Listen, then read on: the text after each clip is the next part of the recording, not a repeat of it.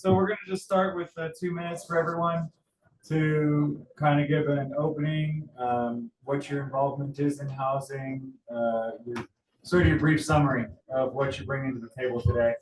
About 2 minutes, and there'll be more time to elaborate, of course. So anyone can begin. Should we just start at this end and go on down? Sure. Okay, I'll get the little 2 minutes. I'm going to keep time. If I'd let you know your time's up, wrap up. I think we're not so tight you can't finish a couple of sentences or something. We're just kind of keeping the guideline.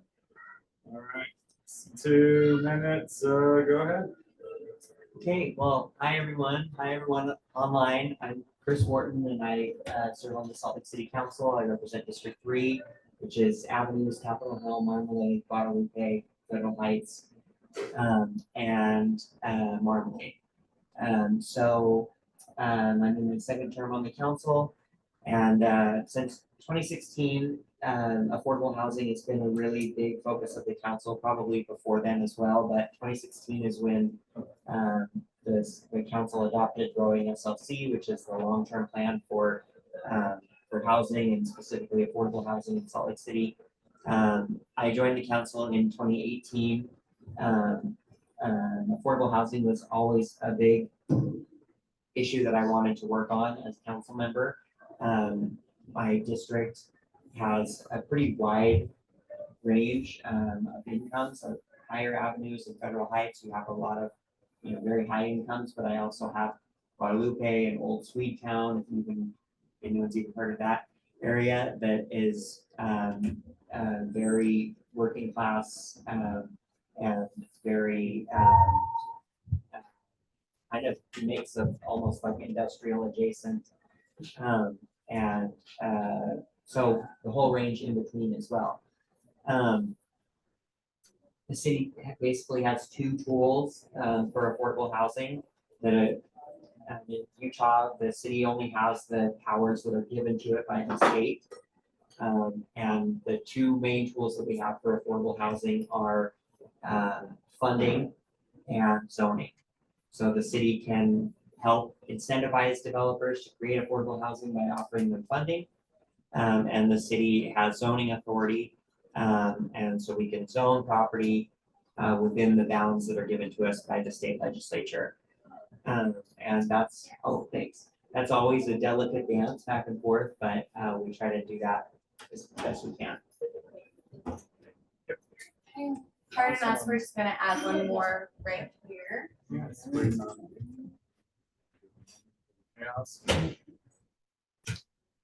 Go ahead. Awesome. My name is Samuel Grenny. Really grateful to be here. Excited to be part of this panel with some awesome folks. I'm the Director of Programming and Communications for the Otherside Village.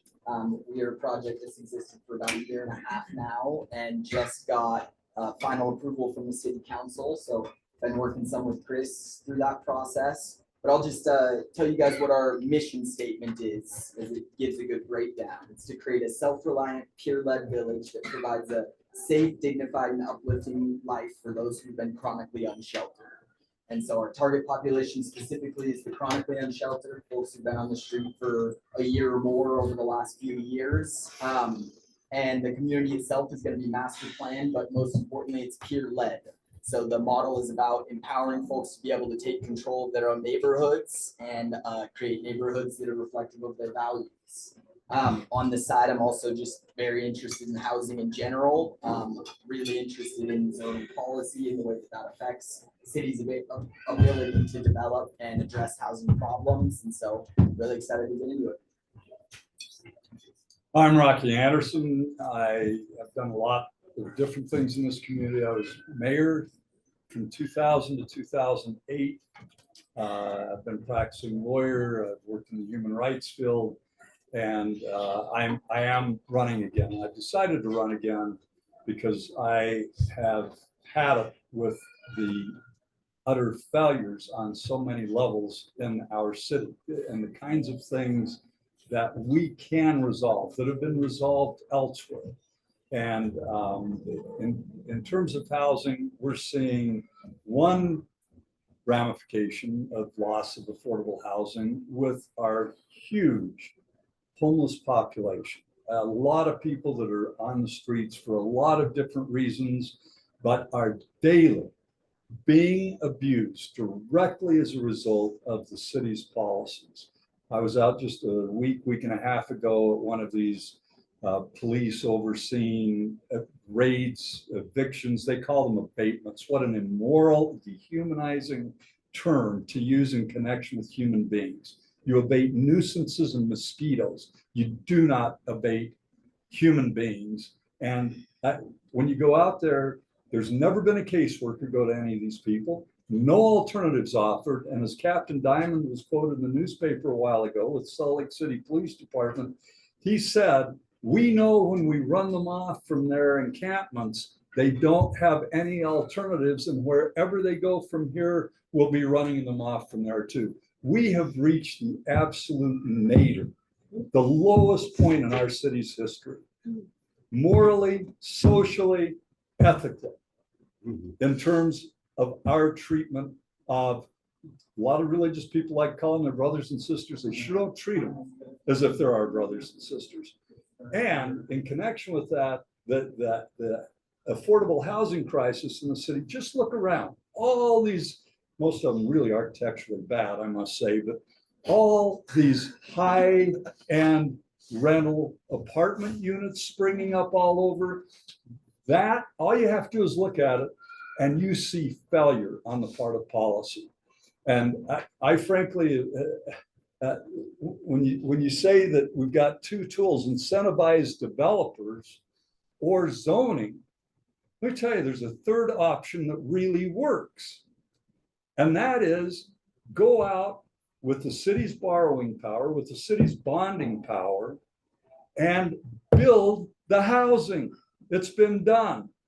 Oftentimes called social housing, but if that comes too close to the term socialist, then use some other term. But there are solutions, including cooperative housing. I'd love to talk more about these solutions and get away from this neoliberal dependence on the market system to solve these problems that the market simply has failed at. My name is Jason Seaton. I live in the Poplar Grove neighborhood in Salt Lake. That's Salt Lake's west side between Fair Park and Glendale.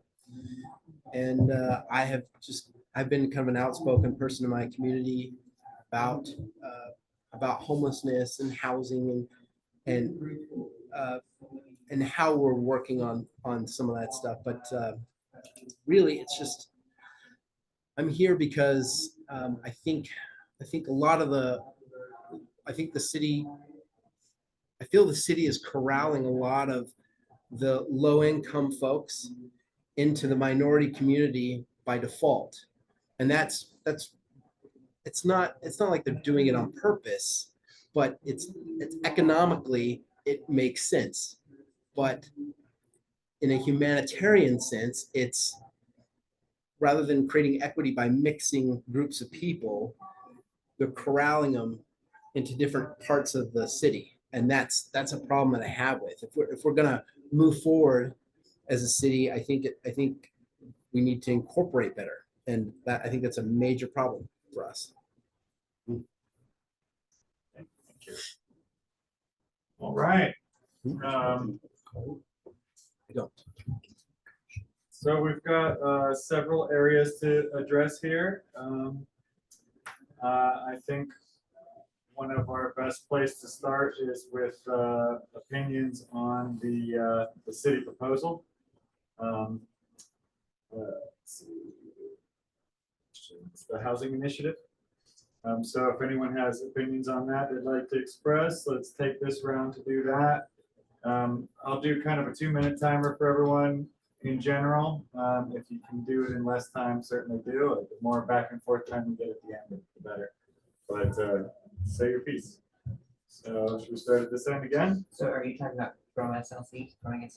Yeah, the housing initiative. The planning commissions, they've got a planning overlay zoning proposal that they've been working on for a year now. It's kind of an outgrowth. So, but they're very different than. Right. Yeah, so we have the housing initiative, and Or you could really speak on any of the like Okay. policy proposal issues that are coming up that you have an opinion on. I think we're looking at a multifaceted problem and multifaceted solutions. So any policy, current or proposed that you would like to address your opinions on, let's take this round to go through that. If we need to do a second clarifying round, we certainly can. Does that sound good? Yes. Okay. Yeah, so in terms of growing SLC, that's basically the gist of that plan. It's a pretty big document, but to try to just the gist of it is to try to add density to existing areas through infill, which is like taking area that might be in the inner part of a block, filling in there. If there are changes that can be made to zoning so that you can add more units or more residents per property. And it's sort of different for different areas. You know, you wouldn't want to build like a skyscraper in someone's backyard, but you may want to rezone a piece of property so that instead of one single family residence, you could have several townhomes, or you could have a main residence with an ADU in the backyard. So we've been doing a lot of other changes that fit into growing SLC, the broad framework of growing SLC. The other thing that the city's doing right now is our first ever anti-gentrification, anti-displacement study. The difficulty with that is that so that's still in process. We have the preliminary results of that study, but the group that's come in and has done that so far has said that the biggest problem Salt Lake City faces is that there aren't any areas of Salt Lake City anymore that are, you know, oh, I can't afford the avenues, I'm going to move to Glendale. That's really not happening anymore. That the costs are rising everywhere, and there's not really an affordable area anymore. And that's not only the problem with just Salt Lake City, but with along the entire Wasatch Front. So people that are getting priced out of Salt Lake City are also getting priced out of Taylorsville or Ogden. And it's not unique to Salt Lake City. The amount, the housing crisis that we're having, we're feeling in the same proportion that most cities in the US are feeling right now. But we are working to try to use every tool that we have. And I'm glad that Rocky said what he said, because that is true too. The city also can buy land and can use the land that we own to create affordable housing. But we have to, you know, purchase that land, and we have to purchase it usually at market rate. And so we do try to do that as well. And that's also part of our anti-gentrification, anti-displacement, using city-owned land, as we did with the Otherside Village, to create a permanent affordable housing that is publicly owned, the ground underneath the housing. Awesome. So I think under the growing SLC plan, there's a lot that would be classified kind of as upzoning or addressing the problem of missing middle housing. And I think to me, that's one of the key problem areas that's gotten us to where we are today. I think essentially at the broadest level, we're facing a supply and demand crisis. We've had multiple decades where it wasn't possible for development to match what's happening with growth and demand. And so you look at, you know, the U has just come out with a pretty wonderful study for some of the background on this problem. And between 2011 and 2017, new household creation outstripped new unit creation by more than 50,000. And so what that means is that in a zero-sum game like housing, we're fighting for the same units. That drives up prices, and it also makes it so that our most vulnerable citizens, those who are either less able to navigate the complex housing market, those who don't have enough money to afford what's there, those who might be less desirable to landlords, lose out to the other party. And so I think for me, simply put, what we need is more development, and we need to make it easier to do so. Upzoning is the idea that we make it easier to create more density, more infill, and I think that anything that moves in that direction is desperately, desperately needed. So I'm in support of that program, and I also think that we should continue to push on those. You know, we have a lot of levers that are important for things like local input, But what it does is it prioritizes the needs of the immediate neighbors to the other needs that a city has. And what that often does is that when you have exclusionary zoning on the East Bench or, in the avenues, it's the west side that hurts because the people who are less economically sufficient are the ones who end up bearing the greatest amount of the costs. So I think that creating the opportunity for development, and quite honestly, I think that the best route to development is actually private development, is my opinion. I think it's the most efficient way that we build. And I think that allowing for more market rate housing is actually going to address the supply problem faster than almost anything else will. 1 second. Your arms in front of Oh, we got a great shot of you. She's out of the shot, so no one. Your Uh, identity is safe. Yeah, go ahead. I think there needs to be a mix, and I think that I love the Grennies and what they've done with the other side, both the other side Academy and now the other side Village. It's amazing that hundreds of people, of hundreds of lives that they've turned around. But I've got to tell you, it is so clear in front of our faces. Just step out the door, go up and down Forsyth for a little microcosm to show what a failure it has been. The gentrification of this city and the unaffordability of housing, and developers are in it. That's what they do. You can't blame them. That's what they do. They're in it to make as much money as they can. And every one of these units is an example of a failure by city government. In that if we had, for instance, inclusionary zoning, and I do prefer inducements and rather than mandates, but if it's not working, why do we not have inclusionary zoning that requires that if you're going to build in our city, and there's a huge demand to do that, set aside a certain percentage for affordable housing and stop talking about AMI, area median income, at 80% levels. That's ridiculous. Get to the working class people, make it affordable for teachers, for firefighters, for police to live in these places, and then some deeply affordable, say the 30% AMI level.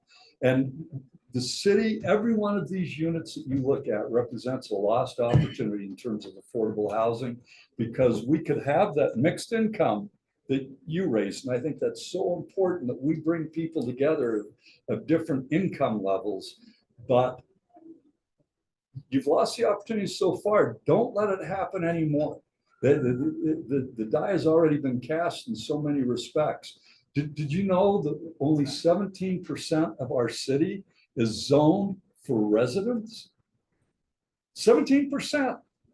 So we've got all these other areas where we could be building housing, and the city could, through its borrowing power, be building housing, that social housing. We could also be accommodating co-op housing where the tenants end up owning their own housing.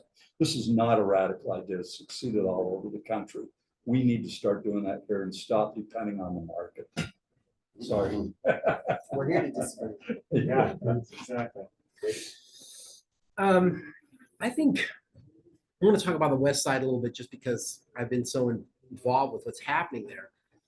Gentrification versus displacement is an interesting thing, right? Because there are lots of people in my neighborhood afraid of gentrification displacing them, right? They're two different things. And I think it's really important to delineate, because gentrification, the concern should be displacement. I can no longer afford to live where I was born.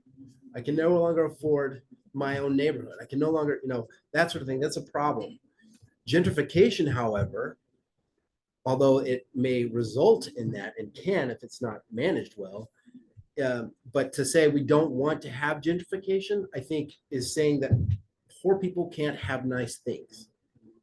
I think nicer amenities and things that we all pay for with taxes, I think it's really important that that is distributed evenly. And I think when people start confusing this, that we can have nice things on the west side without necessarily displacing everyone. Fixing something up versus developing something new sometimes is enough. But I think that's we need to delineate between these things a little bit. And yes, one can cause the other. But, the other thing that I see is on our side is that any infill that's happened in the last decade has been industrial. And I went to the planning commission years ago to ask them to purchase land on Redwood Road, to say, hey, in the future, we need to do something with that, like a grocery store or maybe a pharmacy and things like that, that we don't have. We don't have that stuff out there. We are surrounded by interstate and railroads on all four sides. It's hard to move in and out. It's hard to get into the city. Some people will leave and go all the way to 5600 West and West Valley to shop for whatever they need, Target or, groceries, Walmart. They'll go out there before they go, a mile east because it's easier. And so we're kind of effectively cut off from the rest of the city. And that's a problem. And also a lot of companies like Smith's, Kroger, they will say there's not enough people to support more stuff. And that's wrong. If you look at the census reports, you'll see that there are thousands of people there with the same density of people that are in other parts of the city that have 7 grocery stores versus our 1, right? And ours is very small. And so the way we look at the west side and the city in general, we need to I think we can become blind to our backyard, what junk is sitting back there. The same thing can happen when you're just driving through the city. You become blind to your neighborhood, the issues you may have. It just becomes normal and you don't think about it. But when you go to another neighborhood that may be nicer or has things that you don't, you quickly start to recognize, why don't we have that near us? And keeping an open mind and focusing on that and seeing around you what you have versus what you don't have. I think a lot of people just let it go. And I think that's how we don't move forward. Is a lot of people just this is the way it is. Okay. All right. So that maybe will dovetail us nicely into so we kind of have a couple issues here. We have just literally everyone getting priced out and pushed to uncomfortable zones or pushed out of the neighborhoods. And that affects almost all of us. And then we also have the actively homeless, and which has its own set of challenges, addiction, mental health, all the other things associated with it. So we've seen a big increase in homeless camps throughout the city in recent years. It's obviously been also a pretty hot button issue nationally. So on this round, if you'd like to address specifically your thoughts on the homeless population, the actively homeless population, and the solutions or thoughts you have on things beyond just putting roofs over people's heads, the broader solutions there. So we'll kind of try and keep it to these 2-minute rounds. Seems like it's given everybody a pretty good amount of time, and they're able to still be pretty flexible. So we'll start at this end again. Yeah, Sure. all right. So some of what, even though the actively homeless population is, you can't really paint with a broad brush. There are a lot of different people that are homeless for a lot of different reasons. And at any point in time, they may be chronically homeless, temporarily homeless, etc. And trying to address each of those causes of homelessness, at the same time is what we're trying to do, but it's a difficult task. So to transition people out of shelters, we have to have affordable housing units. So you have things like Pamela's Place and Palmer Court, and the city's opened in other parts of on North Temple that are for specific different, whether it's wraparound services that are on site that are available to people to help them once they get housed to remain housed. Then you have the shelters, which That's been a difficult issue as well. The city was very much against closing the road home because we didn't have enough beds, even though we built these other new shelters. The city opposed that. But the state and the majority of the landowners who owned the ground under the road home decided to close it. That, I think, we're seeing the effects of that because we didn't have the investment from the state that the state had promised under Operation Rio Grande, that was going to come with more investments in affordable housing. So Salt Lake already every year invests more in affordable housing, other than this one last year when the state made one big, huge investment, more in affordable housing than any other government entity in Utah, including the state of Utah. So we're doing more with our $200,000 or $200,000 resident tax dollars than the state is doing with their 3 million in tax dollars. And that's not per capita, it's not a percentage, that's dollar for dollar. But not everyone is going to want to come off of being unsheltered and go into the shelters. So that's why we're looking at these other alternative programs like tiny houses. That's why we're trying to, the city also is looking at a possibility of a sanctioned campground as long as it had services available and on site for those that aren't interested in going to a shelter or aren't interested in a tiny home. So we're trying to diversify how we meet those needs and all along build the kind of units for people that want to transition off the streets and into permanent housing to have that option as well. Awesome. So yeah, I think just a foot stomp what Chris started with. Homelessness is a diverse problem. Those who are on the streets and are unsheltered, there are a diverse set of reasons and a diverse set of needs that need to be addressed for individual communities. So I think it's always important to say one size doesn't fit all when it comes to addressing homelessness itself. The underlying problem of housing unaffordability, I think what we can look at is what is the most low-hanging fruit. How do we move the fastest as possible, as quick as we can?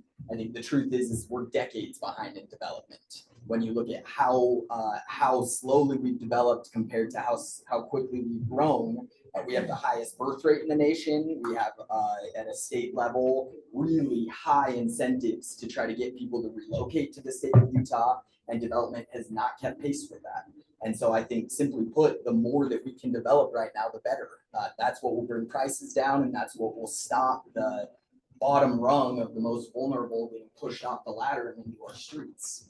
I want to address inclusionary zoning because I think it's a good policy and it's something that is helpful. Inclusionary zoning, again, is where you have developers set aside some amount of the units they develop as affordable.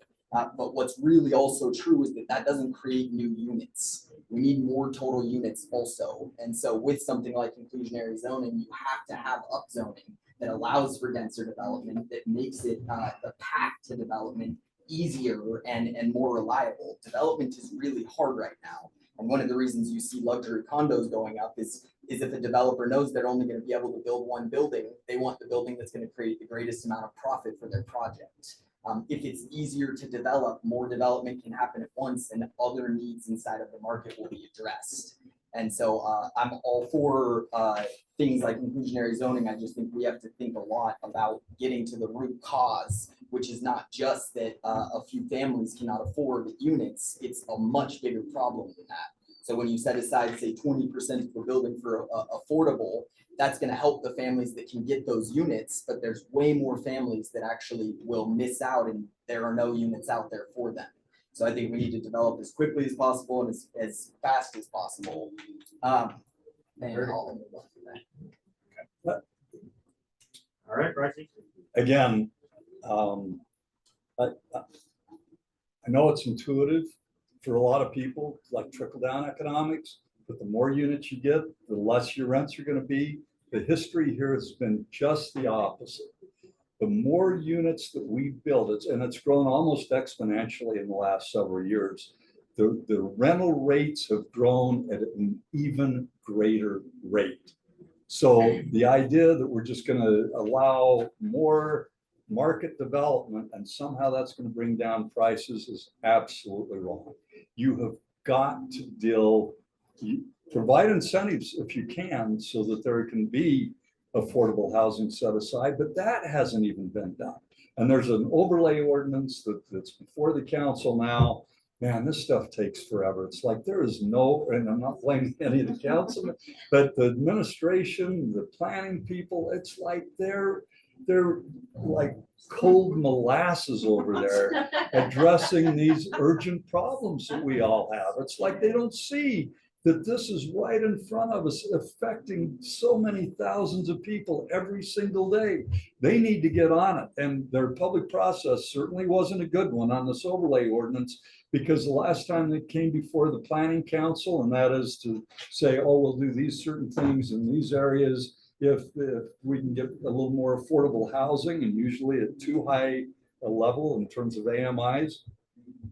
And at all but 2 people, including all the organizations and community councils that were represented, every one of them said no. Why is that coming before the planning commission when there is such massive public opposition to that overlay ordinance? And now it's going to be really, I don't think you'll see anything come. I don't know what your prediction is, Chris, but I don't think you can see anything in the next year. It is going at a snail's pace. And this is an urgent matter for our community and so many people. I'm out of time. Oh man, I have so many things I want to say. I'm so sorry. Finish your thought, finish your thought. Finish No, your that's 2 more okay. sentences to wrap up. I mean, we're not super formal here. I just want to let you know you're at 2 minutes. Yeah, all I can say is there is a lot of talk about all these things. And homelessness, the mayor is the only and I'm sorry, she is the only person I know of in the community. And I include all the hundreds of people that I've talked to in the homeless community, all the businesses, all the residents that are being impacted. She's the only one that I know of. I'm not sure you've come on board yet, the 2 council members on the west side. Absolutely, we need more than one sanctioned camp where people can be left alone, be provided bathrooms. By the way, regardless of what we do, we need public attended bathrooms so we don't have feces and urine all over our community the way we've had. And that issue 3 years ago I raised with our mayor and the city council member over this area, and their response was, oh, we're paying a private company to come out, if you call them, to clean it up, leaving no public no human dignity for people, their hygiene, and leaving the rest of us living in a city where we actually are living amongst all this feces and urine. And I've got photos of it, and I've taken them all myself. And please look at my Instagram. You'll see not only what I've witnessed, but also I try to put a face to all of this, what business owners are going through, what members of the homeless community is going through, and what residents of our community are going through. It's been a lose-lose-lose situation where it can be a win-win that we can all be proud of, and we can accomplish what other people, like in San Antonio, are doing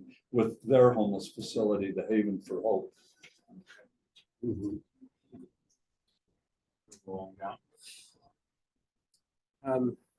You know, the most difficult thing about the homeless is the diverse problem that it is, because it is all over the map. But there are a couple of major things. I think there's a lot of homeless that we don't see, that they're couch surfing, or they're in their parents' house, or there's a great number that do have a little bit of help, but they're not able to get a home. And then there's the people we see encamped around the city. And I think the worst case there is, you know, a lot of people will say, well, it's mental illness. A lot of these people suffer from mental illness, and that may be true to an extent. But I think the larger issue is drug abuse, which can cause mental illness. And I think they're not being put together, just saying, well, they're mentally ill. Well, it could be because of heavy drug use. Some of those drugs will really impact your brain. And that creates mental illness. We're not, you know, we need to find a way to, find these people who need that help and find a way to do it. It's really hard because you can't just lasso them and haul them off somewhere and say, take this pill, it'll fix your head. It's not going to happen. And I think, that will be the hardest thing is to offer. I mean, these guys are going to offer housing to lots of folks, but there's going to be a lot of them. The vast majority will probably say, I'm not interested. And that's unfortunate. And that I don't think there's anyone here who's got a plan for that. That's going to remain. So getting through the vast majority of people who just need a little push, need a little help, a little pull up, that's great. And I think we should do that. But the hard part, the hard thing that I don't have a clue how to fix will be all those folks who refuse to accept help and don't have the capacity to think for themselves to take that help. But the only other thing that to be said about that is I think is that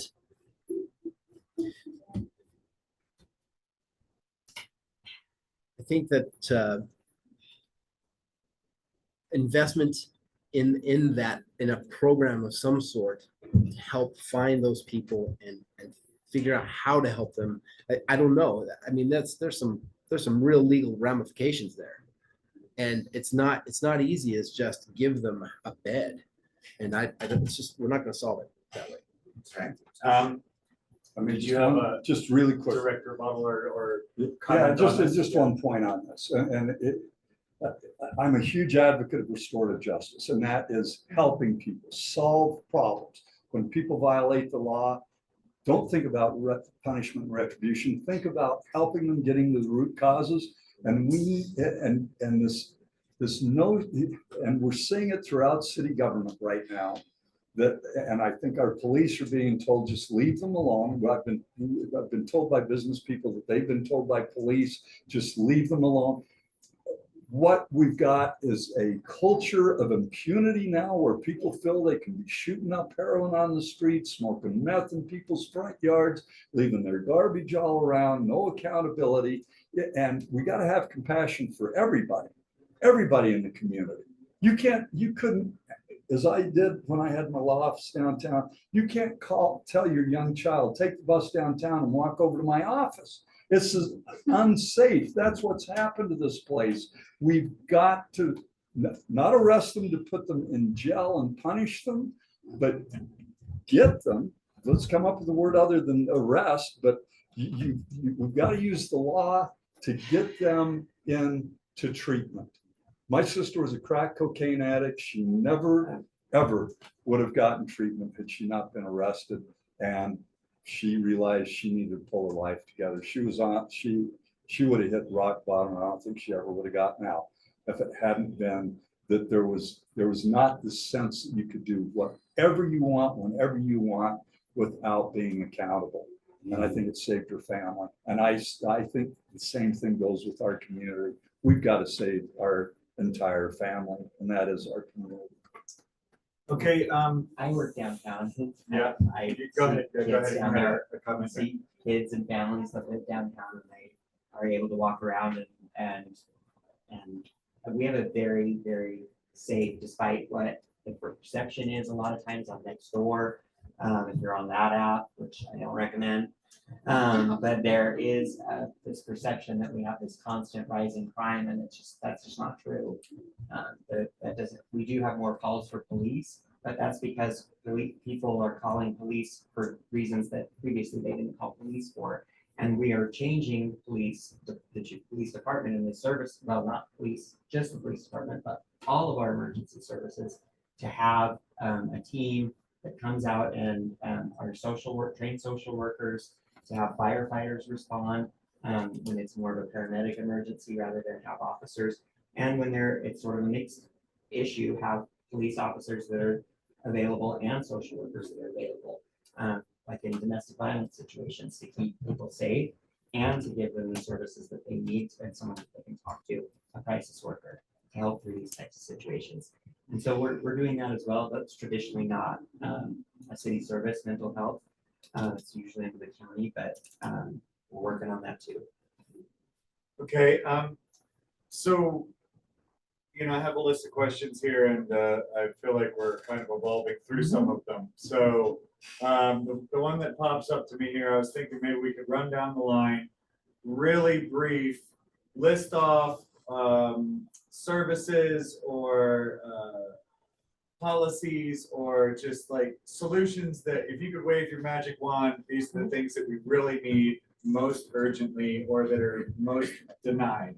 And I'd like this one to be pretty quick, not like a long explanation of those things, just like maybe it will provoke us into the next question. Like what's really missing? I'm hearing there's lack of adequate mental health service, a lack of adequate addiction services. We obviously have a lack of housing. But if there's any specific things or just you want to reiterate what you feel is the highest priority right now that needs the most attention, that's causing the most harm or is most I would remove a lot of the preemption that we have in Utah, which is where the state law says that cities cannot do this anymore. Yes, You're preempted, but really, you're preempted from doing This- that. If we did that, we would have inclusionary zoning, we would have a bunch of other things that are more or less preempted or explicitly preempted by state law. Okay, so what you're saying is that the state prevents the city from taking some of the action that is necessary. In the most conservative state in the nation, A lot that of it, supposedly doesn't like government regulation. We have some of the highest. we have some of the most Where they restrictions preempt on every local, local Whereas other cities like Chicago, New York, a lot of big cities are charter cities, which means they have their own power that's not given to them by the state. We don't have any of that in Utah. Okay, Is there a way to break away from that? What does that look like? You'd have to amend the state constitution, which means you'd have the legislature would have to pass it, which they would like to do the opposite. Well, they have the power to fix it. They just choose. At what point Legislature though doesn't do we believe it. mention like the actual voices of the unsheltered who've been affected by this? Myself personally for the last 10 years, and that's directly contributed to my inability to access my child, to legitimately be safe, to be so desperate for housing, I had to use Airbnb, and just this week nearly be swatted by SLC PD by someone who was white and knew that he could exploit someone who was physically disabled and brown, because there are narratives of racism that supersede me as a person that often inform these identities or these predisposed notions, just like your misinformed notions of abuse or what drug abuse is, because clearly you're not informed, and you've mentioned it, you're not informed, which is why voices like yours should not be informing policies, because you lack the understanding that substance abuse is a disability that comes about oftentimes by severe trauma. When we talk about private developers, I've been through so many privatized organizations to try to rehabilitate the abuse that was caused by a very patriarchal system. And oftentimes the very privatized organizations like Valley Behavioral, Fourth Street Clinic, a lot of these other organizations that are given quite a lot of big subsidies to do these big and vast things that they claim that they're going to do, which is how they get their funding. And yet when the people who are receiving those services have to get 7, 8 times turnover with no accountability as to why there is turnover in this. Who's going to make up for the lack of you upending my life? Who's going to be the one who's going to be there and say, hey, like, you're the service providers. You're supposed to be doing a better job than me, but you're not doing it. So like I hear all of these pontifications and intellectualizing of things that generally don't personally affect any of you. And as much as I can, like, some point person here actually knows me a little bit more than all of you, but I've literally constantly had my life threatened in the little bit of time because of policies, laws, legislation, things that prioritize the homeowner, prioritize the developer, that leave out voices like mine, that now has no idea where they're going to be at because their caseworker decided to just stopped showing up. And so I was kicked off the Section 8 housing list. Not, you don't make for the effect that most of us who are on a fixed income, we don't make $3,000. Most of us, some of us were $600 a month because we have to pay child support as well. So there's so many factors that a lot of y'all do not look like me, who do not have a narrative that's historically framed by the violence that is put upon our bodies, who we never get our voices heard because it's y'all that voices get prioritized.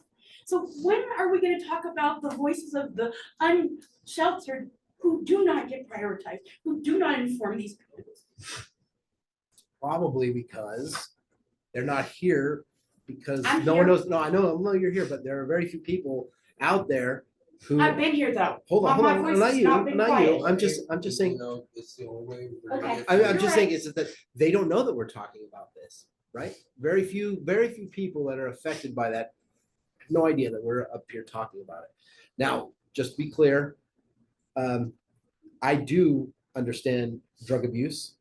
How My do you brother. make them hear them? How do you make space for them?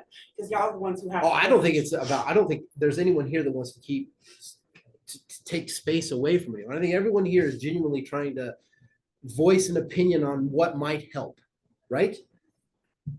But that, I mean, you we're missed the all, point of my question, but what have you, like, what did y'all do to prioritize making space when we're talking about housing, right? We're talking about housing.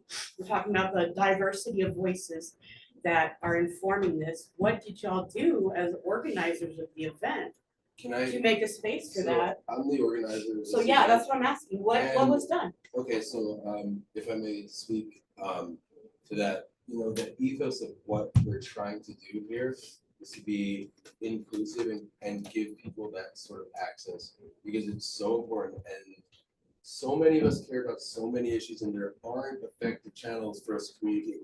Look, the only reason that we're all here is because we have privilege. We're all like, we have time, we have the resources. That's why only a handful of people are able to lobby. And it's a huge problem, but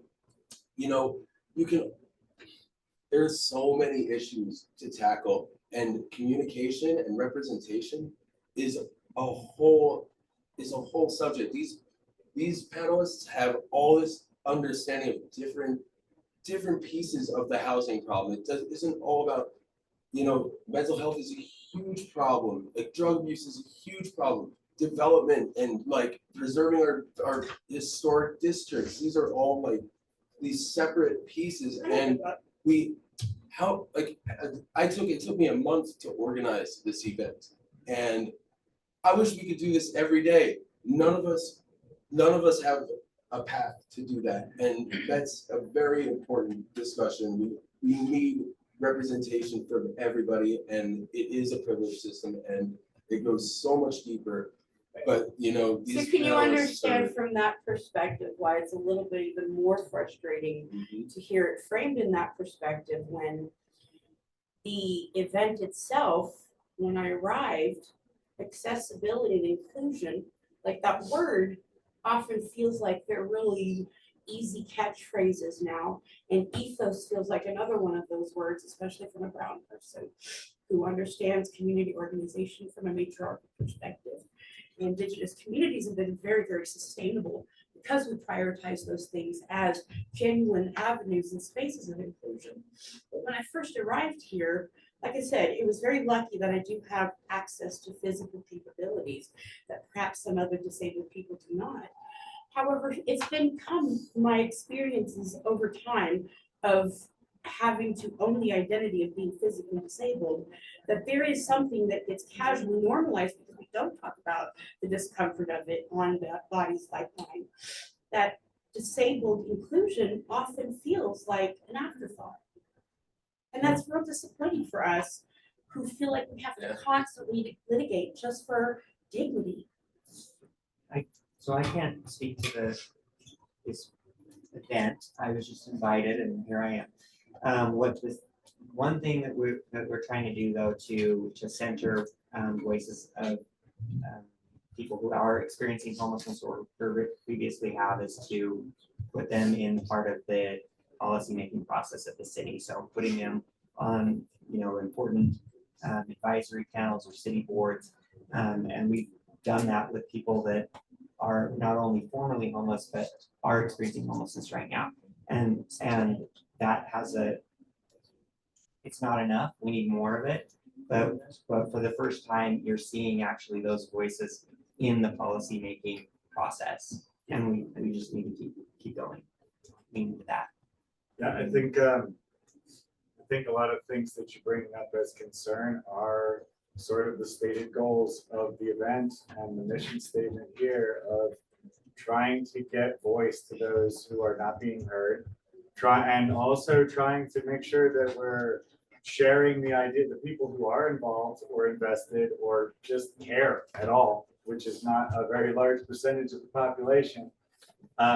We're here trying to exchange ideas in a constructive manner. And so I appreciate your interjection. I knew you had something to say there because I could see you feeling it. These are my family. Yeah. I was embraced in a time where I had nobody else. Embraced me, church, my own. These are my family. And I think that the organization in general is available to hear further suggestions, ideas you have on future events. We're running fairly long time. This is to 6:15, correct? We're trying to wrap up. 6:10 is what we, Yeah, I think we I figured discussed, a few minutes to separate out. So we have another. I want to hear the other answers. Yeah, exactly. We have another 10 or 12 minutes. I'd like to run through that most important issues thing. And then from there, we might be able to, I'd like to see a little back and forth. Maybe we can pick at those things a little bit with our last few minutes. So do try to be as brief as possible. We got about 12 minutes to get through the rest of our panel here. So Sam, I think you're next. Yeah, well, let me first just say thank you for sharing your experience and your power here. I think you couldn't be more right that we need to put our money where our mouth is and where those voices are included or where we're going to find effective solutions to those problems. Where they're not, we will not. So I totally agree with you and I appreciate you sharing. I would say on the policy front, if I could wave a magic wand, two things that I would do. One is, I'll say it again to me, upzoning. Making it possible for supply in our market to meet demand. I do believe that that's at the root cause of housing unaffordability, and I think the data bears that out. I think over the last year, there's been some really incredible work done, research done that really shows a huge correlation, powerful correlation between housing availability and the growth in the housing stock and housing unaffordability and homelessness. They're very strongly correlated. On the other side, I would say for individual need, we need to make the voucher program an entitlement. You only have about a quarter of the people in the United States who are eligible for Section 8 vouchers who actually receive them, and they receive them based on a lottery system. That has nothing to do with need and nothing to do with opportunity. And so I think that waving a magic wand, you still need the supply to increase because a voucher program without having the proper housing stock will become a problem of its own. But vouchers should be an entitlement just like many of our other benefits programs are. If you need housing and you cannot afford or do not have access to housing, you should have a voucher that gives you choice in housing. One of my fears around public housing is that it does sometimes remove choice for people. And I think that voucher systems give people the actual ability to navigate the housing market a little bit differently. If I could wave my magic wand, I would start with what is impacting every one of us at an existential level, and that is doing everything we can to once again be the model city that is doing everything we can to reduce greenhouse gas emissions and do all we can to combat the climate crisis, because we're all toast if that isn't dealt with. Locally, we're all toast if we don't deal with what's happening to the Great Salt Lake and the drying up of our western river basins. And that is in large part was predicted years ago by Utah scientists as a result of climate change and really bad public policy. Now, getting down to some of the issues that we're talking about here today, I would provide, Sam called it public housing. Social housing is very different than that. It's there for middle and upper middle class people as well as those at lower levels economically. It provides an opportunity for students, for working people to have places to live.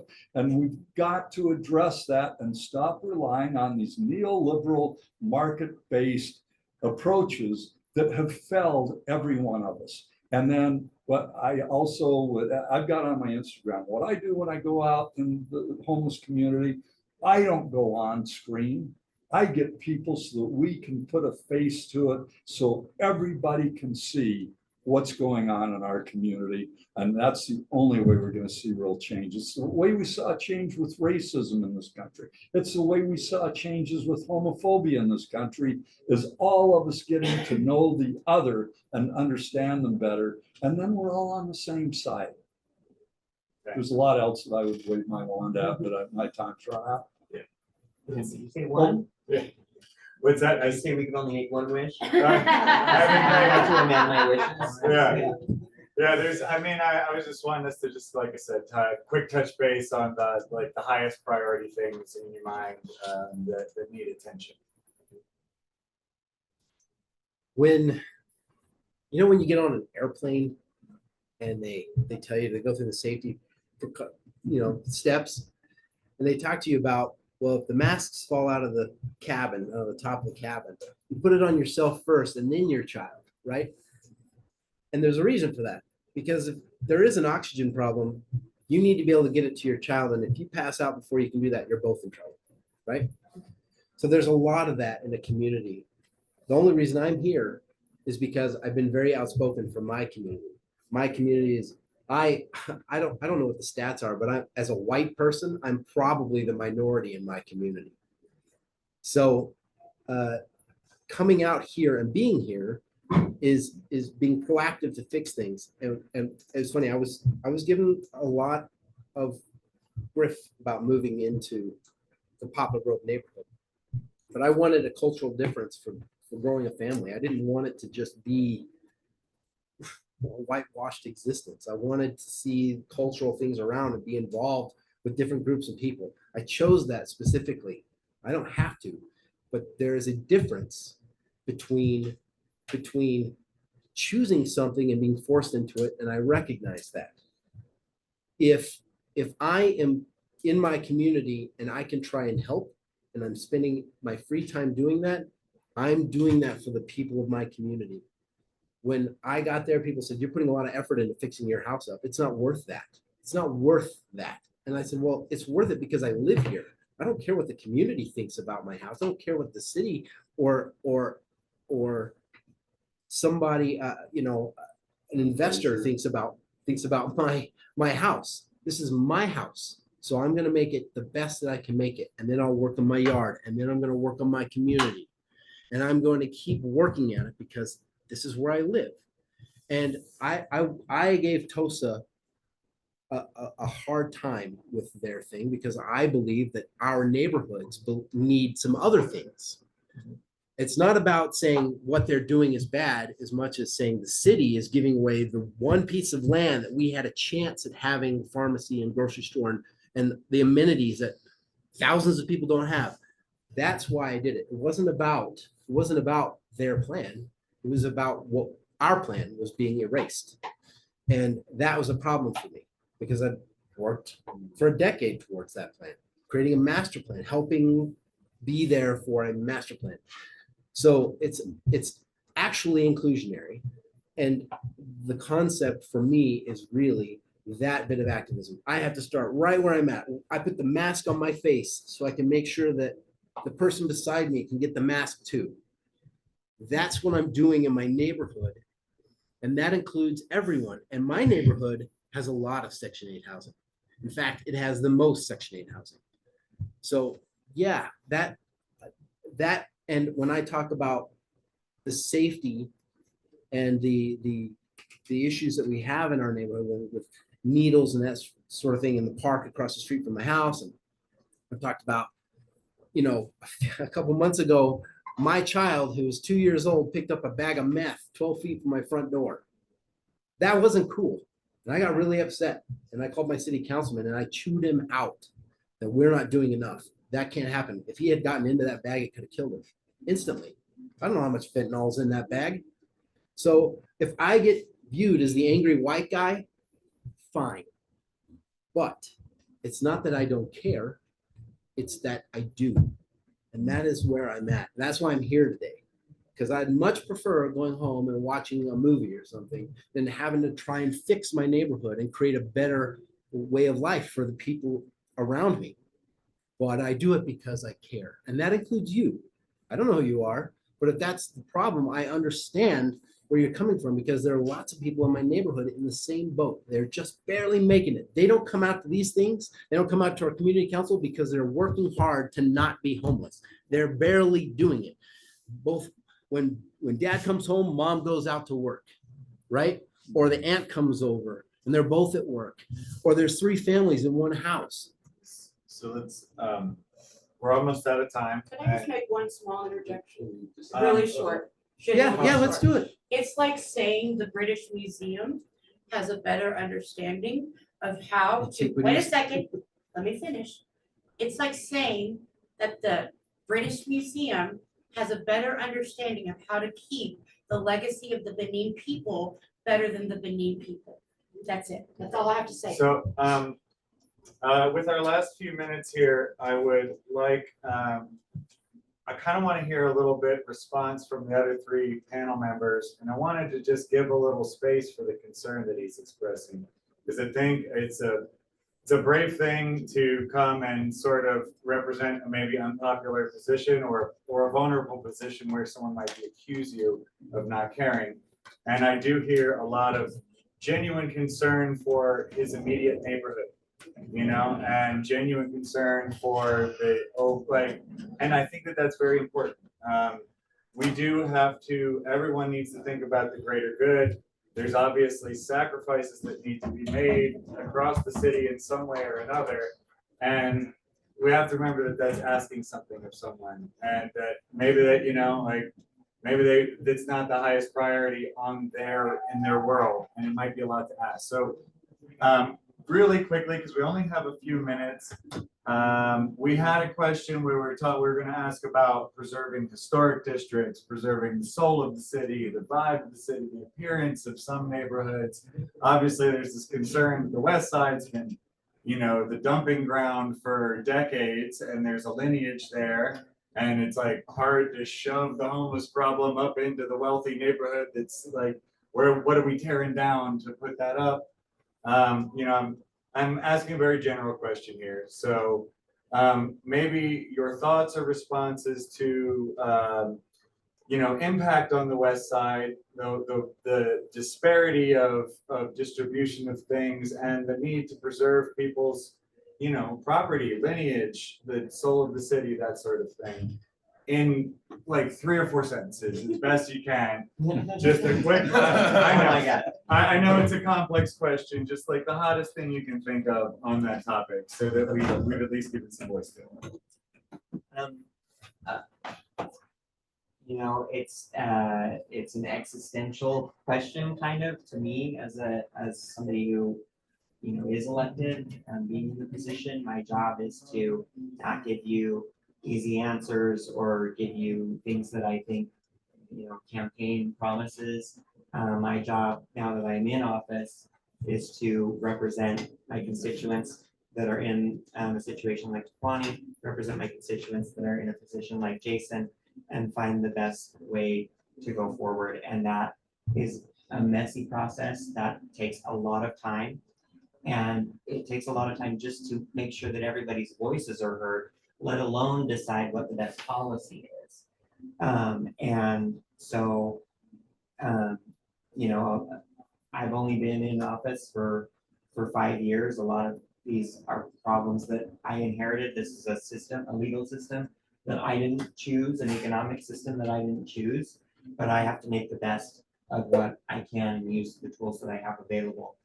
I am really proud of a lot of the successes that we have made as a city. That doesn't mean we should rest on our laurels. It doesn't mean we should take our foot off the gas in any way.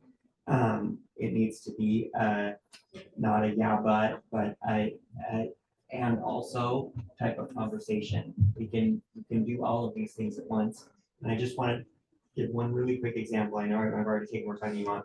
The 250 South State Street, was private commercial property for a long time. Then it was an open air graffiti museum. Then it was a whole. Now this is a private developer, but they're a nonprofit developer. It's 80% permanent affordable housing, 20% market rate housing. So you have people that are affordable housing and their rent's being subsidized with people that are paying full price. You have economic diversity. We were able to save the historic Kramer House, which is a historic structure at the end. There's going to be on-site wraparound services. There's going to be, they have democratized all of the amenities. So we're talking like clubhouses and fitness studios and all of these things. This checks a lot of boxes, and it took many years to get the right company, to get the right people in the government who are ready to act on it and pull the trigger. But we can do these amazing things where somebody is going to get, some family is going to get 5 bedrooms, and they're going to pay between $700 and $800 a month, and they're going to live right downtown. That is amazing, and we can continue to do stuff like that. It takes time and takes patience, but we're going out. We're driving the rocket ship as we're flying through the air and as we're building it. Thank you. Awesome. Well, I'll just say to Jason's point, that was my experience in our outreach with the West Side as well. Having conversations about our project, almost never was somebody saying, this project shouldn't exist. We don't, care about that community or believe there needs to be real solutions to those problems. It was, the West Side has been ignored for a very long time. That other service providers, other services just aren't as accessible to the West Side and are not given, the West Side is not given the same attention. And so I think for me, one of the things that creates that dynamic is that we have these policies that allow for individual neighborhoods to kind of dictate what development happens there, and that results in communities that have people who don't have the same ability to raise a political voice, who are still struggling paycheck to paycheck, who don't have the luxury of time to engage in things like this. Those are the communities that end up suffering the most. So I think the best thing that we can do is have citywide policy that is considering the needs of a city as a whole, and that allows decision makers to do things to address problems underneath that umbrella without a lot of the red tape that we currently have. I think that's what makes it so that wealthier communities get to prevent projects from coming in and development from coming in, and then poor communities can't say anything about it. Okay.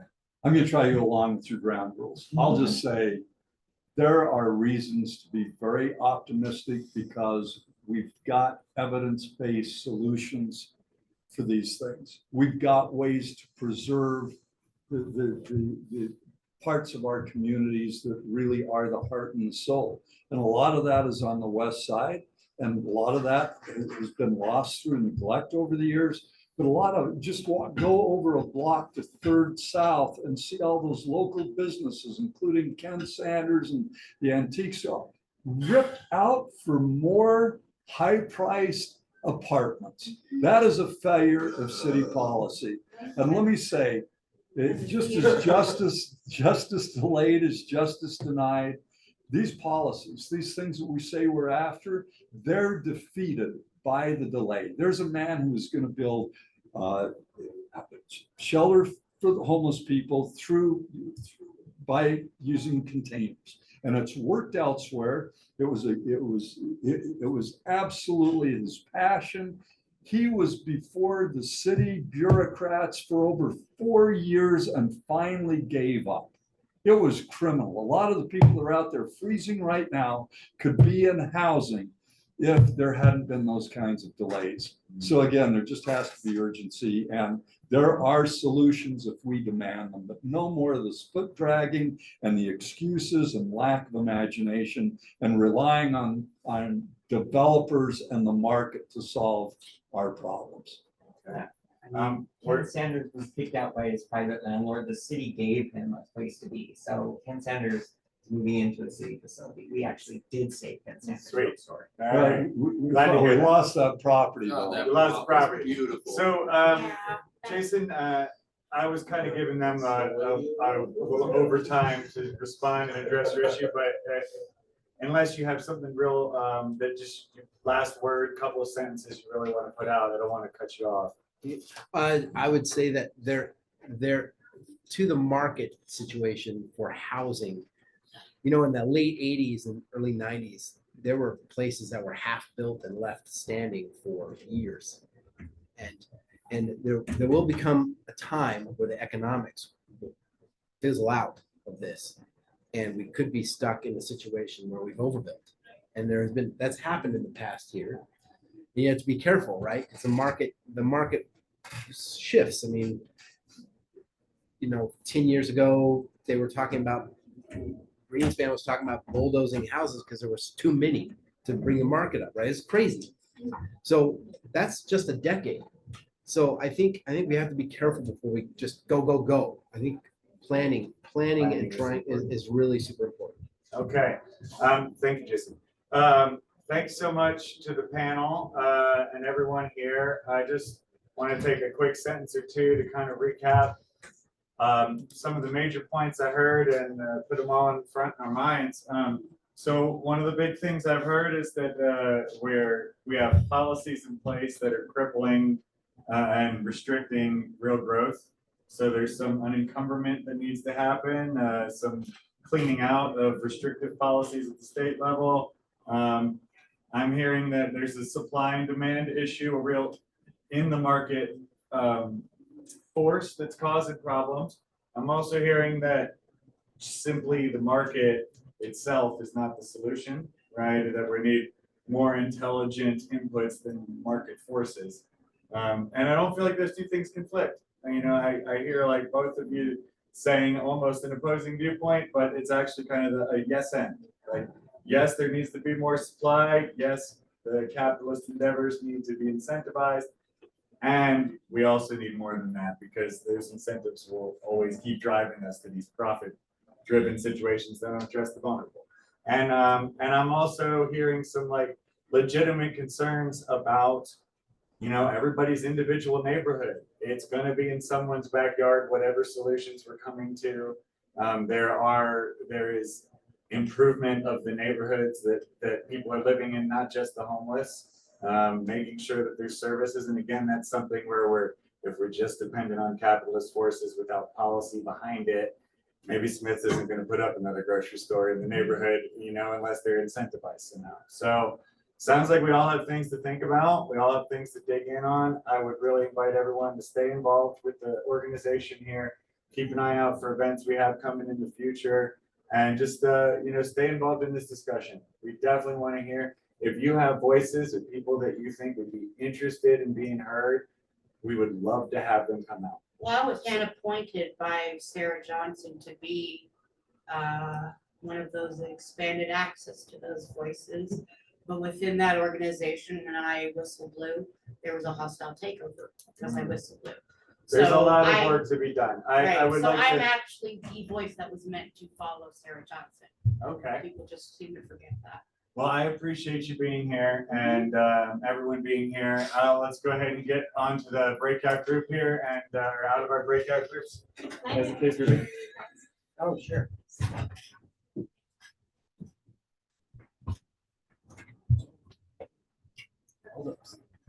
Oh, wow. Move that. You guys have a hug? Sure. One, two. No. May I ask you to end that? All right. Because I'm gonna leave track. Yeah. Thank you so much. You have to learn that. I won't.